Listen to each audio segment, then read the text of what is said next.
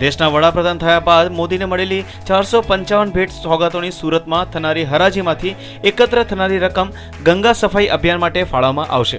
નરેન્દ્ર દામોદરદાસ મોદીની નેમ 10 વાળા આ સૂટ ઉપર ઓબામા પણ આફરીન પોકારી ઉઠ્યા હતા। હૈદરાબાદ હાઉસમાં ચાય પે ચર્ચા દરમિયાન મોદીએ પહેરેલો આ સૂટ સોશિયલ મીડિયા ઉપર પણ વાયરલ થયો હતો। આ બહુચર્ચિત સૂટની શુક્રવારે સુરતમાં હરાજી થવા જઈ રહી છે। આ સૂટ દિલ્હી વિધાનસભાની ચૂંટણીમાં વિપક્ષ માટે ગરમાગરમ રાજકીય મુદ્દો પણ બન્યો હતો।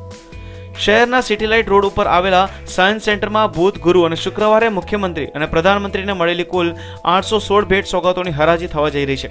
પ્રધાનમંત્રી નરેન્દ્ર મોદી અને રાજ્યના મુખ્યમંત્રી આનંદીબેન પટેલને વિવિધ કાર્યક્રમો અને જાહેર સમારંભમાં મળેલી brass, copper, ceramic, glass, gold, silver, metallic, wooden, photo frame સહિતની ચીજ વસ્તુની હરાજી પહેલા જાહેર જનતા માટે 3 દિવસ પ્રદર્શનમાં રાખવામાં આવશે।